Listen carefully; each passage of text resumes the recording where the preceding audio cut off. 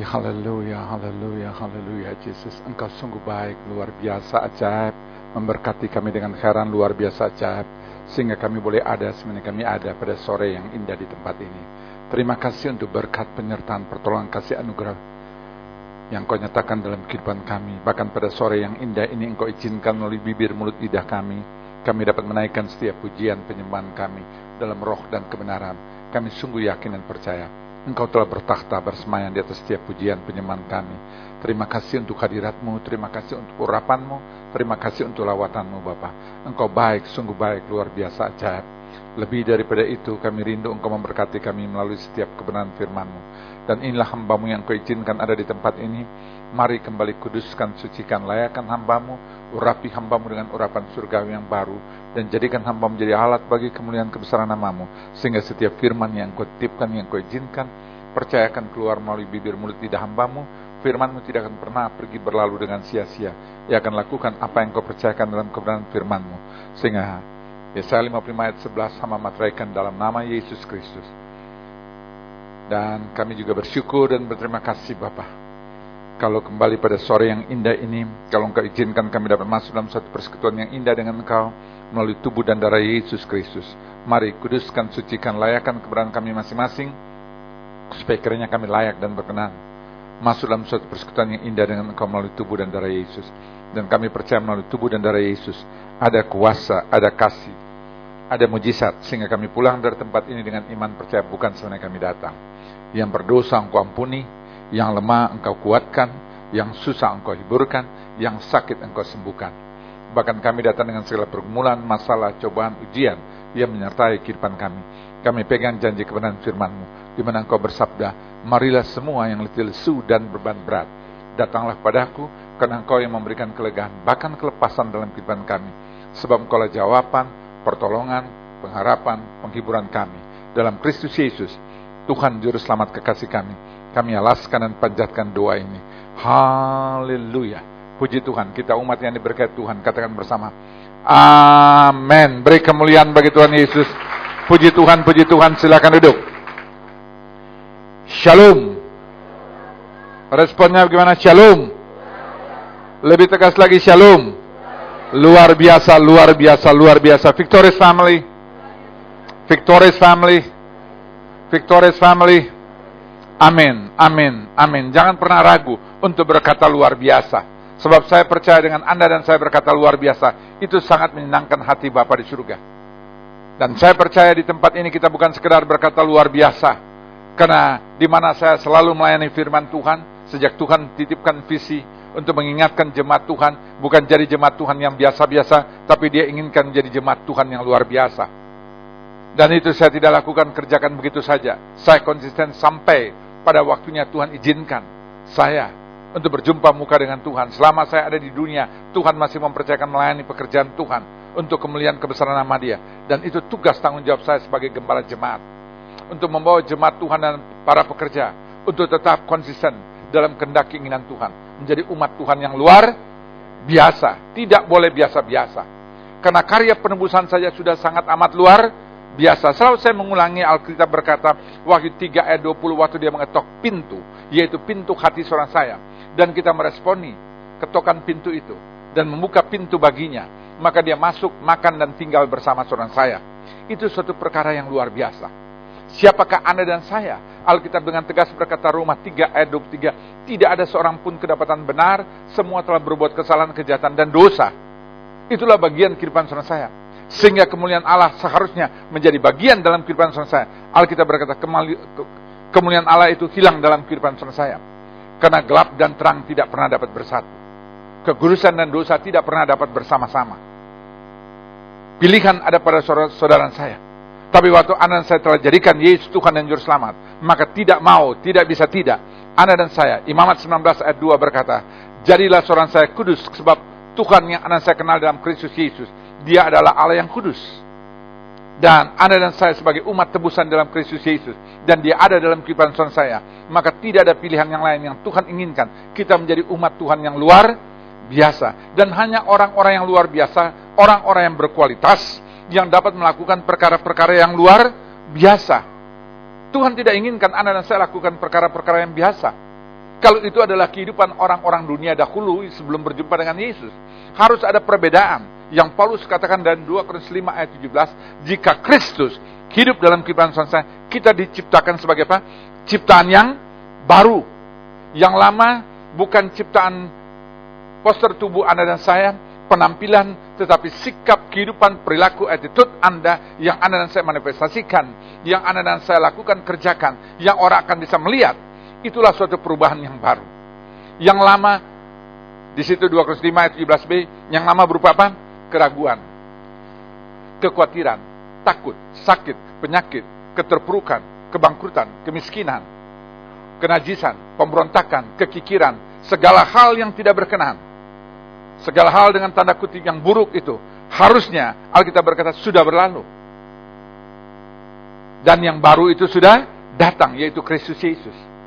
Dia inginkan itu berlalu. Jadilah Anda dan saya menjadi umat Tuhan yang luar biasa. Dan kalau dia ada dalam kehidupan saya, maka tidak bisa tidak. Pasti terjadi suatu perubahan. Tapi dengan satu catatan, bukan Tuhan yang berkarya, tapi Anda dan saya yang izinkan. Karena dia tidak pernah memaksakan dalam soal apapun juga. Dia hanya tawarkan, ini aku datang untuk memberikan keselamatan. Ini aku datang sudah bersama saudara saya. Untuk apa? Membuat satu perubahan dalam kehidupan saudara saya. Yang tentu perubahan yang lebih baik.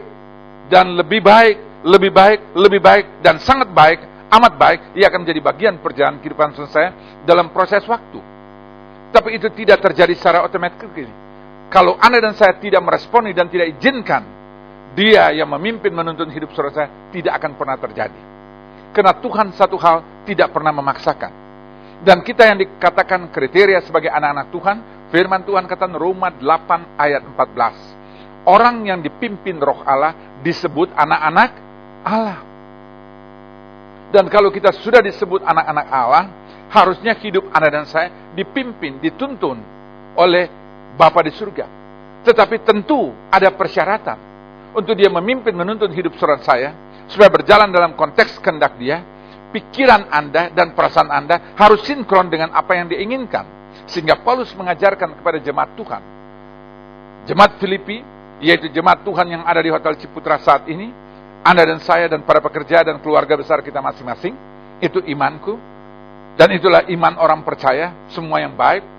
Filipi 2 ayat 5, Paulus kata, hendaklah mereka semua, bukan sebagian. Tergantung Anda dan saya merespon yang Tuhan inginkan, semua anak Tuhan yang telah menjadikan dia Tuhan dan Juru Selamat, menaruh pikiran dan perasaan Kristus. Sehingga yang ada dalam pikiran saudara saya, bukan pikiran-pikiran yang berbau dunia. Keserakahan, ketamakan, kenajisan, pemberontakan, kelemahan, kekurangan, sakit, penyakit, kebangkrutan, kemiskinan, semua yang buruk itu tidak boleh ada lagi dalam pikiran saudara saya. Semua firman Tuhan, hendaklah mereka semua menaruh pikiran dan perasaan Kristus. Sehingga yang Anda dan saya rasakan di dalam kehidupan saudara saya, tidak cepat emosi, tidak cepat kecewa, tidak cepat putus asa, tidak cepat marah. Karena kita mempunyai perasaan apa? Kristus. Dan nanti itu akan makin nyata dalam kehidupan saudara saya. Yang dikatakan Paulus dalam Yohanes 3 ayat 30, kita yang akan makin berkurang-kurang, tapi dia yang bertambah-tambah. Berkurang-kurang sifat kehidupan keduniawan saudara saya yang makin berkurang-kurang. Tapi Kristus yang bertambah-tambah di dalam cara kita berpikir, dalam kita merasakan, dalam cara kita melakukan, mengerjakan, perbuat apapun juga.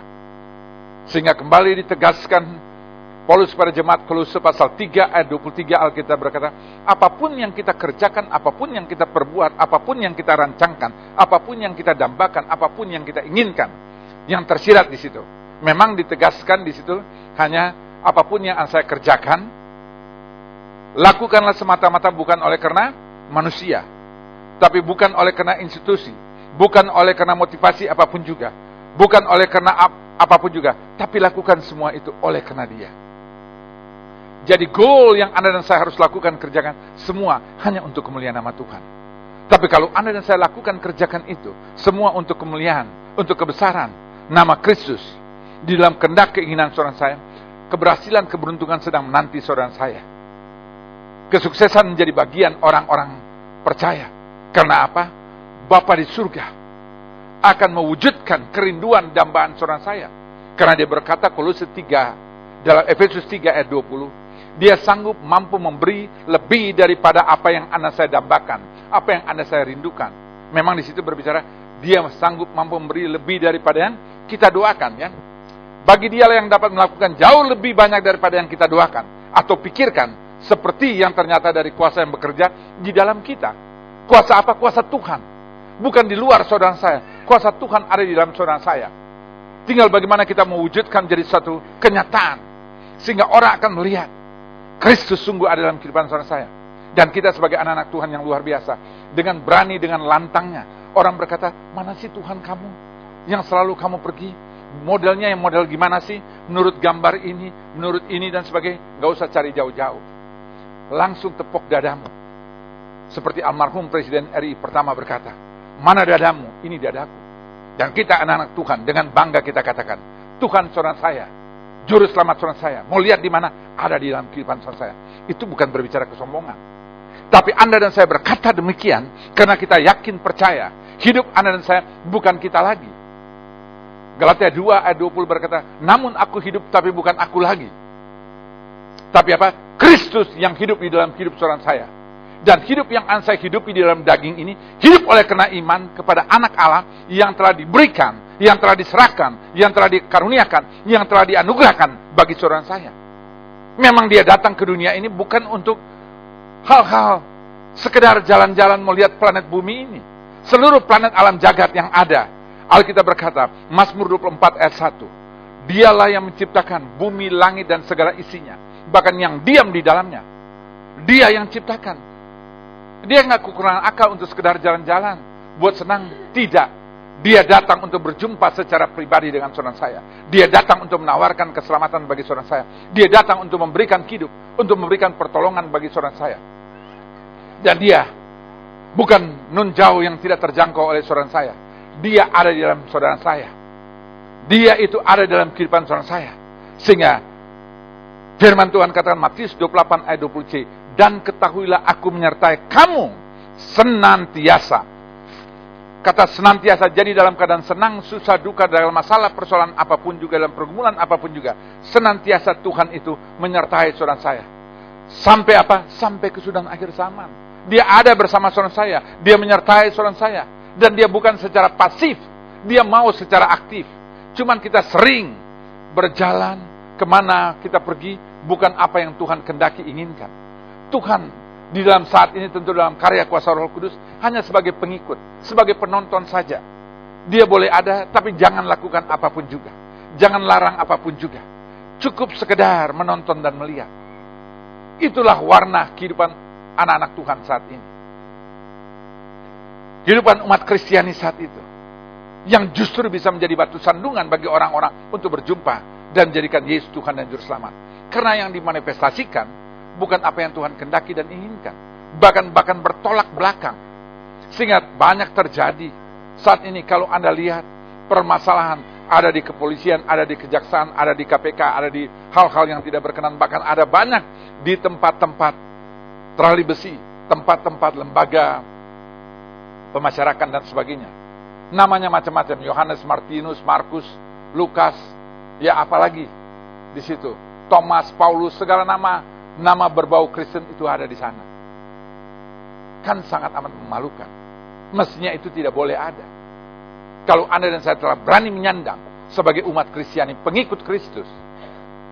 Karena dia selalu mengajarkan hal-hal yang baik, hal-hal yang indah. Dia selalu bahkan berkata Matius 5 ayat 37, berkata ya di atas ya, tidak di atas tidak. Matius 5 ayat 37b, di luar itu datangnya dari si jahat. Jadi kalau Anda dan saya memikirkan, melakukan, mengerjakan di luar apa yang Tuhan kendaki, inginkan, itu datangnya pasti dari si jahat itu. Sebab Yohanes 10 ayat 10a, dia si pencuri itu datang hanya untuk mencuri, membunuh dan membinasakan. Tapi Yesus datang dalam hidup saudara saya untuk memberi apa? Aku datang untuk memberi hidup. Di dalam keselamatan ada kehidupan. Tapi bukan hanya sekedar memberi hidup, dan memberi juga apa?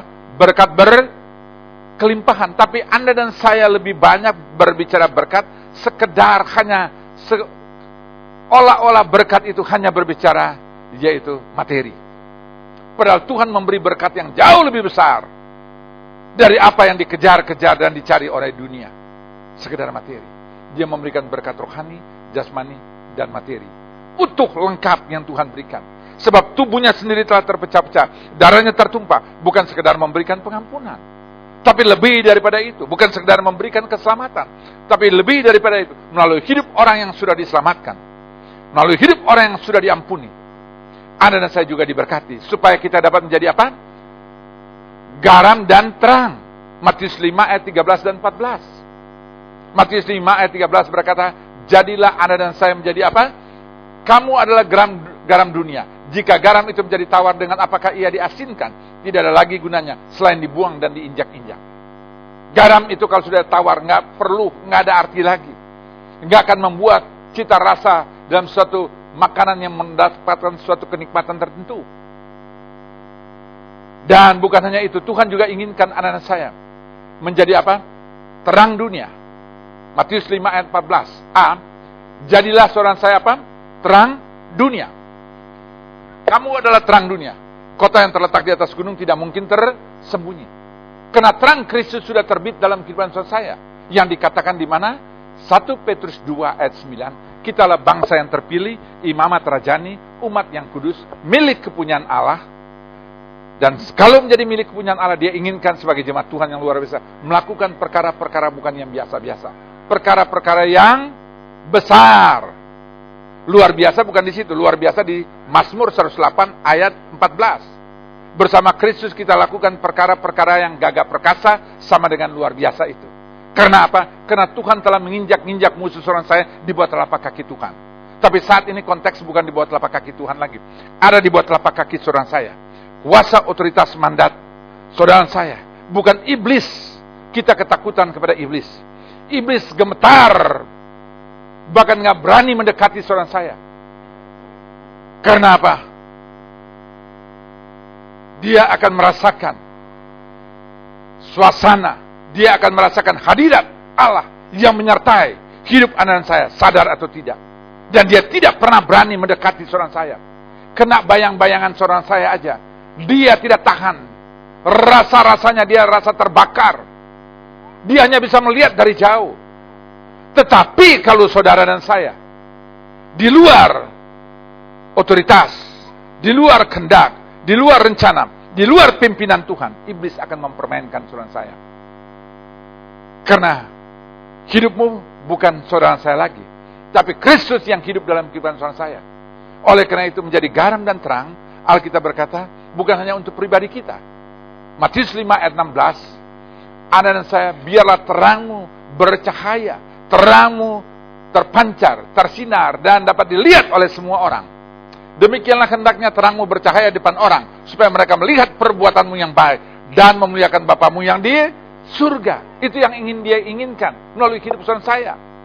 Dan Anda katakan, bagaimana bisa? Kan tadi 1 Petrus 2 ayat 9d, kita C-nya menjadi milik kepunyaan Allah untuk melakukan perkara-perkara yang besar, dan dia telah mengambil anak saya dari dunia yang gelap, ditempatkan dalam terang ajaib Kristus. Terang ajaib Kristus sudah ada, menyertai di dalam kehidupan saudara saya dimanapun anak saya berada. Terang itu ada, terang itu bersama saudara saya, dan terang itu yang harus Anda dan saya wujudkan dalam setiap kehidupan saudara saya, sehingga orang akan melihat dengan tegas. Ada perbedaan yang sangat amat signifikan. Sebelum dia berjumpa dengan Yesus, tadinya penuh keraguan, kekhawatiran, penuh ketakutan. Tapi saat ini, sakit penyakit masih ada. Bahkan dokter sudah katakan tinggal menunggu sekian bulan mungkin, sekian minggu. Tapi anak-anak Tuhan, sampai dalam nafas terakhir sekalipun, mungkin hanya berbicara sekian jam, sekian menit, dia masih dengan tenangnya. Dia masih penuh dengan sukacita, penuh dengan senyuman. Sebab kematian itu bukan segala-galanya bagi saudara saya.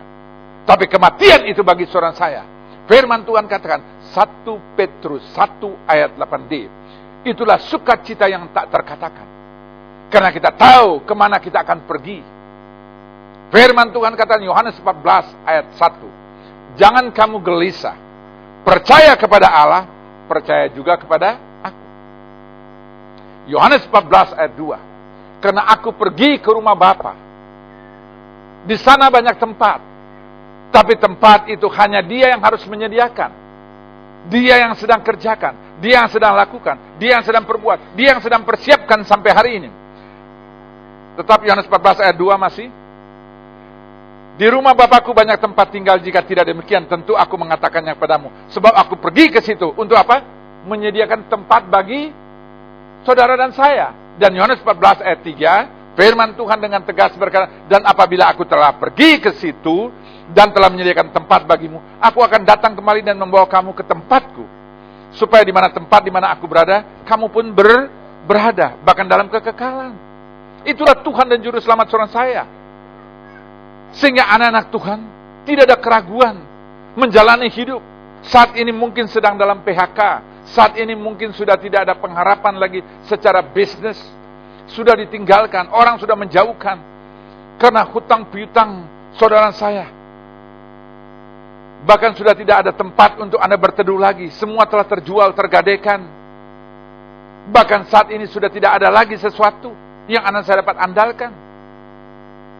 Tapi ada satu, firman Tuhan kata Yeremia 17 ayat 7. Diberkatilah setiap kehidupan anak-anak Tuhan yang luar biasa, yang bergantung, bersandar, mengandalkan. Memang Yeremia 17 ayat 7 berkata, diberkatilah yang mengandalkan dan menaruh pengharapan pada Tuhan. Dan kalau dia katakan diberkati dan anak saya aminkan, jalani hidup-hidup besok, hari depan saudara saya. Dan dengan iman melihat kacamata hari depanku, hari besokku, keluargaku, suamiku, istriku, anakku, orang tuaku, sanak famili, orang yang anak saya kasih. Mereka pasti akan diselamatkan melalui hidup saudara saya. Mereka pasti akan diberkati bersama-sama saudara saya. Dengan kacamata positif. Sebab firman Tuhan kata, terima terjadi sesuai imanmu, Matius 9b. Lakukan itu, kerjakan. Dan jangan ragu untuk menjalani hidup ini. Karena bukan kita lagi, tapi Kristus yang hidup dalam kehidupan saudara saya. Tadi Galatia 2 ayat 20b. Dan hidup yang anak saya hidupi saat ini, hidup oleh karena iman. Iman kepada siapa? Kepada anak Allah yang telah diserahkan bagi saudara saya. Dia diserahkan untuk apa? Melalui hidup dia yang ada dalam kehidupan saudara saya. Bukan di luar. Harus ada di dalam hidup saudara saya. Sebagaimana Yohanes 15 ayat 1. Apabila dia adalah pokok anggur yang benar, di luar apabila anak saya ada bersama dengan dia, anak saya akan melakukan apa? Berbuah lebat, berbuah banyak. Yohanes 15 ayat 5b.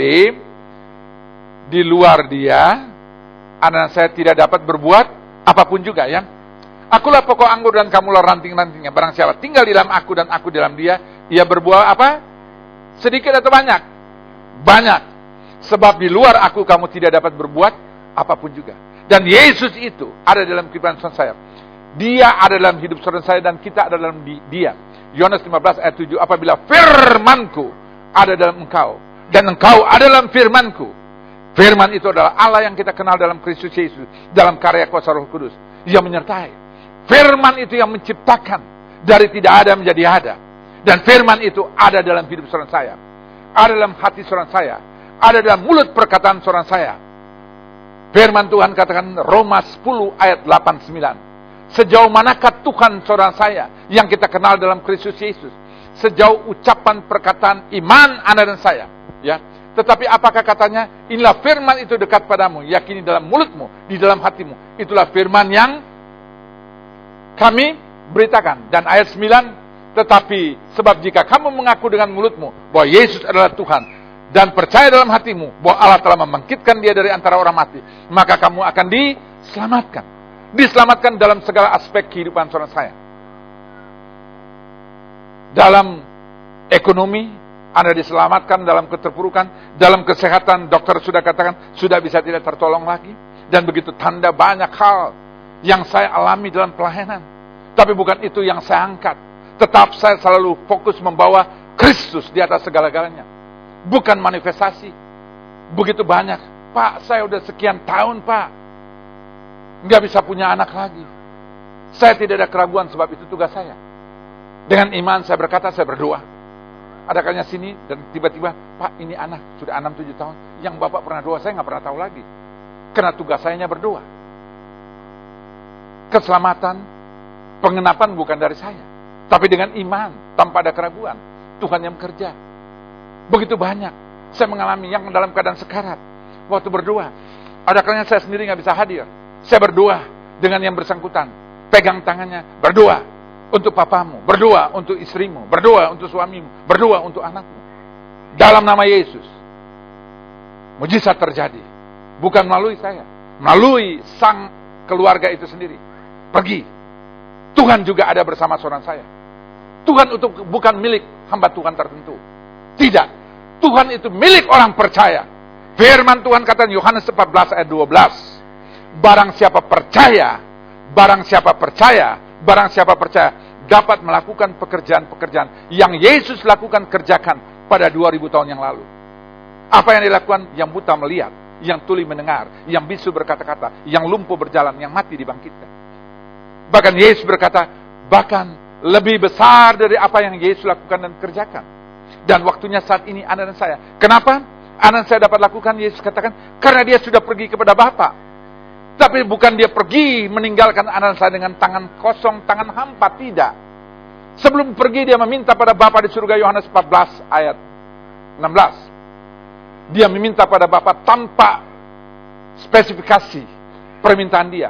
Tapi karena anak yang meminta dan Bapa yang mengutus anak itu, dan Bapa tahu apa permintaan dari anak itu untuk saudara dan saya, maka Bapa di surga langsung mengutus seorang oknum penolong. Karena kita penuh kelemahan. Kita banyak hal yang di luar kemampuan saudara saya. Dia yang akan berkarya, dia akan bekerja. Sehingga dia mengutus seorang penolong yang lain. Yohanes 14 ayat 16. Dan penolong itu akan diam selama-lamanya bersama saudara saya. Bahkan dia juga mengutus apa? Yohanes 14 ayat 17. Roh kebenaran. Karena kita mempunyai Allah yang benar. Yohanes 14 ayat 6 dia berkata, akulah jalan kebenaran dan kehidupan. Tidak seorang pun yang dapat melihat Bapa di surga tanpa melalui dia. Dan supaya kita tetap konsisten, tetap ada dalam kebenaran, harus ada kebenaran yang sesungguhnya. Esensi kebenaran sesungguhnya harus ada dalam hidup saudara saya. Bukan di luar sekedar kita tahu. Tapi Tuhan juga sudah berikan. Dan Yohanes 14 ayat 17b, Alkitab berkata, dunia tidak mengenal, dunia tidak lihat, dunia tidak tahu. Karena yang dimanifestasikan oleh pekerjaan-pekerjaan Bapa di surga tidak sama dengan dunia yang biasa mereka lakukan kerjakan. Sehingga mereka tidak mengenal, mereka tidak melihat, mereka tidak tahu. Tapi Anda dan saya pasti tahu. Hamba Tuhan, Anda dan saya tahu anak-anak Tuhan.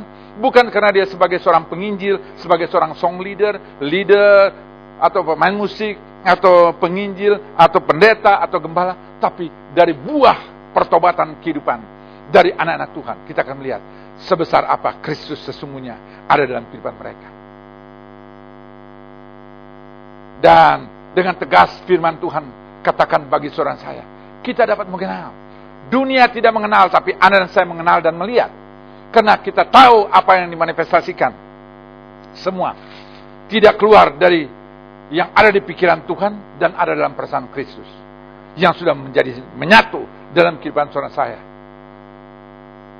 Sehingga Yohanes 14 ayat 18 berkata, supaya kita tidak seperti seorang yatim piatu. Bukankah Tuhan tidak inginkan Anda dan saya sebagai seorang yatim piatu? Dia berikan kuasa, dia berikan otoritas, dia berikan mandat menyertai hidup saudara saya. Bukan Anda dan saya. Jadi jangan pernah kita bangga dan mencuri kemuliaan nama Tuhan. Karena yang lakukan, yang kerjakan, yang membuat segala sesuatu bukan saudara saya. Tuhan yang ada dalam kehidupan saudara saya. Sehingga Paulus dengan tegas, sangat tegas dia berkata dalam 1 Korintus 15 ayat 10. 1 Korintus 15 ayat 10 sampai 3 kali dalam ayat itu. Aku ada, sebenarnya aku ada. Karena apa? Kasih karunia. Karena anugerah. Dan kasih karunia yang kudapatkan daripadanya tidak ku sia-siakan. Dia tetap mempertahankan. Dia tetap lakukan lebih baik lagi. Sehingga kasih karunia itu jangan tersia-sia. Bahkan dia pertegas dalam 1 Korintus 15 ayat 10c. Alkitab berkata, bahkan apapun juga itu, dari yang dia manifestasikan, yang dia lakukan, kerjakan, dia sadar. Semua itu karena kasih karunia. Tapi karena kasih karunia Allah, aku adalah sebagaimana aku ada sekarang. Dan kasih karunia yang dianugerahkannya kepadaku tidak sia-sia. Sebaliknya, aku telah bekerja lebih keras daripada mereka semua. Tapi bukannya aku, melainkan Kristus Yaitu kasih, yaitu Kristus, karena kasih, iman, pengharapan akan berlalu. Tapi kasih, yaitu Yesus, itu adalah kasih adanya. Dia tinggal tetap abadi. Kasih karunia Allah yang menyertai aku. Dan kasih itu ada bersama saya. Sehingga Roma 5 tadi ayat 5 berkata, pengharapan anak saya untuk hari-hari depan saya tidak mengecewakan. Karena tadi Yeremia 17 ayat 7, diberkatilah anak saya mengandalkan dan menaruh pengharapan pada Tuhan, sehingga dapat kita lihat dalam Roma 5 ayat 5, pengharapan anak saya, hari besok anak saya, bulan depan, tahun depan anak saya tidak mengecewakan. Kenapa? Karena kasih Yesus yang anak dan saya kenal, dia bukan nun jauh yang tidak terjangkau, sudah dicurahkan di hati saudara saya, ada dalam kehidupan saudara saya sebagai orang percaya, oleh Roh Kudus juga yang sudah dikaruniakan. Tinggal Anda dan saya sebagai anak Allah yang hidupnya dipimpin dan dituntun tadi Roma 8 ayat 14. Dan firman Tuhan katakan bagi saudara saya, Roma 8 ayat 15, kita dengan tegas dikatakan tidak diberikan lagi roh perbudakan, karena Anda dan saya adalah orang-orang yang merdeka. Anda dan saya sudah dimerdekakan. Tidak diberikan lagi roh perbudakan, yang kalau masih hidup dalam roh perbudakan, kita terus terintimidasi. Dan sepanjang hidup Anda dan saya, hanya ketakutan yang ada. Tapi hari ini, nggak perlu hidup dalam ketakutan lagi. Karena Kristus ada. Kita sudah dimerdekakan. Dan kita sudah dikaruniakan sebagai apa? Anak-anak Allah. Yang dapat memanggil dia, ya Aba, ya Bapa. Bahkan Roma 8 ayat 16, roh itu huruf besar, yaitu roh Allah, yang kita kenal dalam Kristus Yesus, dalam karya kuasa Roh Kudus, yang bersaksi bersama roh saudara saya. Jadi kita tidak pernah seorang diri tadi. Yang dikatakan dalam Yohanes 14 ayat 18, kita tidak seperti seorang yatim piatu seorang diri. Selalu ada. Tuhan tahu tepat. Saya sekian tahun, saya nggak pernah, karena saya juga sudah komitmen. Tadinya saya, sampai detik hari ini saya dapat katakan dengan tepat, sekian tahun saya dalam kesendirian, almarhumah telah meninggalkan, sekian bulan, sekian hari, sekian jam, sekian detik. Kapanpun dalam tidur begitu Anda tanya, dengan cepat spontan saya bisa menyampaikan, karena rumusannya sangat mudah dan sudah ada. Tapi waktu saya sudah komitmen, saya katakan sudah tidak, ya sudah mau-maunya Tuhan saja. Ya, saat ini berjalan 7 tahun, saya ambil umumnya saja. Dan kalau Tuhan izinkan, ya mau-maunya Tuhan. Istilah jomblo sampai berjumpa Tuhan, ya puji Tuhan, itu urusan Tuhan. Tapi kalaupun juga Tuhan katakan sudah besok, sudah ada, saya siapkan, ya sudah, itu urusan Tuhan juga. Yang penting bukan urusanku. Kita boleh meminta, kita boleh berkeinginan, tapi bukan kehendakku yang terjadi, kehendakmu. Alkitab berkata memang sering, Matius 7 ayat 7, minta maka kamu diberi, cari maka kamu dapat, ketuklah pintu maka pintu dibukakan. Tapi saya prinsip, bukan yang saya inginkan. Anak-anak sih selalu udah dorong, Pak, udahlah. Siapapun yang mendampingi Papa itu pun orang tua mama kami. Nggak usah. Bahkan beberapa kandidat mereka persiapkan. Tapi bukan yang aku inginkan. Ya almarhumah juga sebelum, kan dari teman-teman pekerja Ciputra juga tahu. Tapi karena saya saat itu tidak, dia mengaminkan saat itu, jadi tidak merupakan suatu nasar. Jadi saya bebas. Karena bukan yang dipilih oleh manusia, bukan diinginkan oleh saya, tapi yang Tuhan inginkan. Belum tentu yang saya lihat, anak-anak lihat, orang lihat, ini yang terbaik, ini yang paling cocok dan sebagainya. Boleh saja dikatakan. Tapi pada akhirnya, kalau bukan dari Tuhan, maka celakalah. Jadi saya bilang, maunya Tuhan. Yang terbaik yang Tuhan inginkan, sudah. Jadi sederhana. Ada yang tanya, Pak, pakaian kok kelihatannya kayak anak muda. Emang kenapa? Penampilan itu, yang penting kita tetap energik dan sebagainya. Tapi kita tetap ada dalam kebenaran.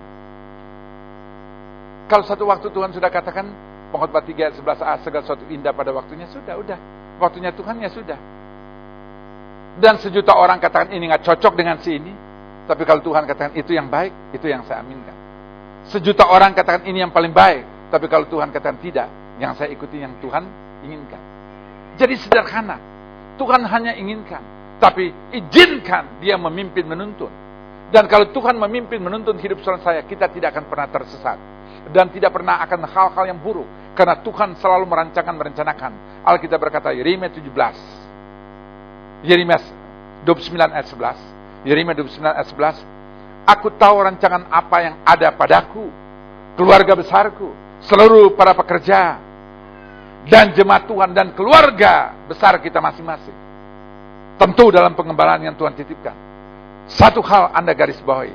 Tuhan berfirman, yang dia rancangkan, dia rencanakan, yaitu aku tahu rancangan apa yang ada padaku mengenai saudara dan saya, yaitu rancangan damai sejahtera, bukan kecelakaan, yang membawa masa depan yang penuh pengharapan. Jadi pengharapan yang sedang menanti saudara saya, dan itu Tuhan selalu ingin memberikan. Sehingga dia katakan dalam Roma 8 ayat 32, kalau saja anaknya dia telah berikan, dia telah anugerahkan, dia telah karuniakan, di situ ditulis dia telah serahkan untuk saudara saya. Bapa di surga bertanya, yang mengutus anaknya dalam Yohanes 3 ayat 16, dia bertanya pada pribadinya saat itu, bagaimana mungkin, kata Bapa di surga kepada pribadinya, kalau aku tidak sanggup mampu mengaruniakan segala sesuatu. Tinggal terjemahan saudara saya, segala sesuatu apa?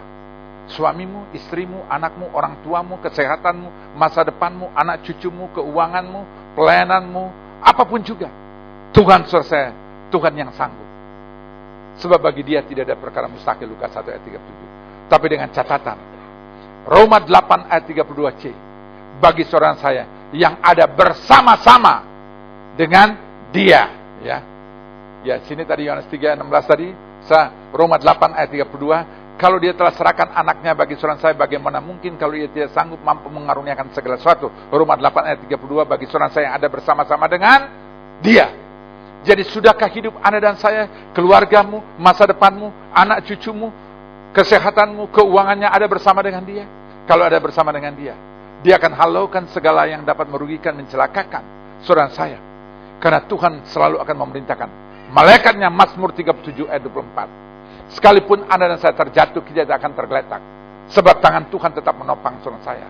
Mazmur 34 ayat 8. Dia akan perintahkan malaikat Allah berkemah sekitar kehidupan saudara saya.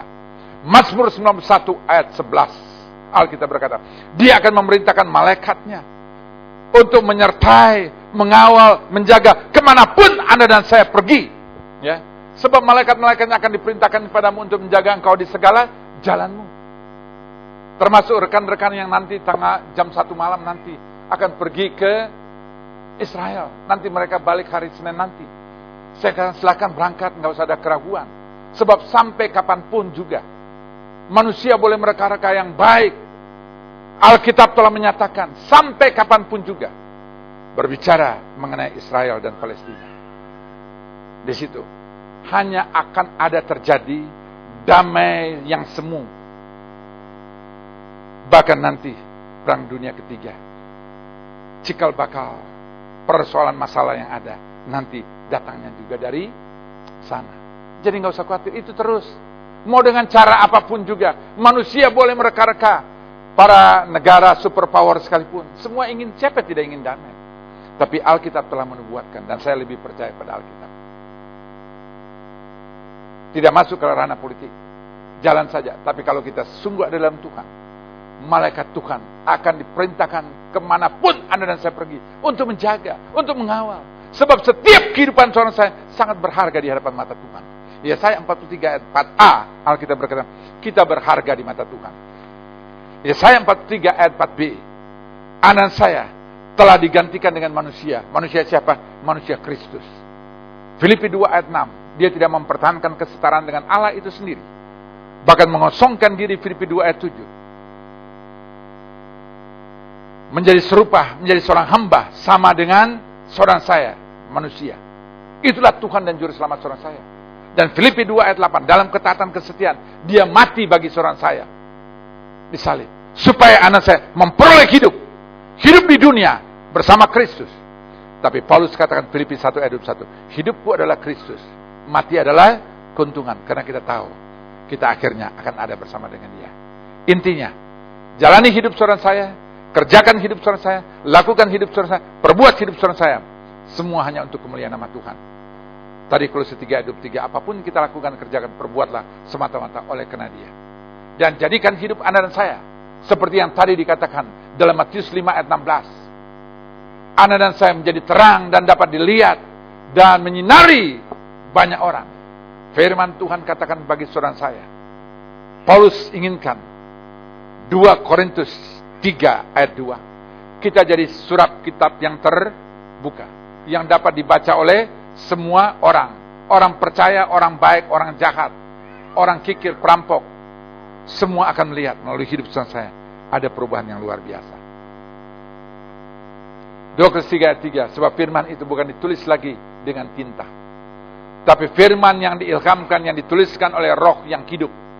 Bukan ditulis di loh batu lagi, tapi di loh daging, yaitu di loh hati saudara saya. Jadilah firman yang terbuka. Tuhan memberkati.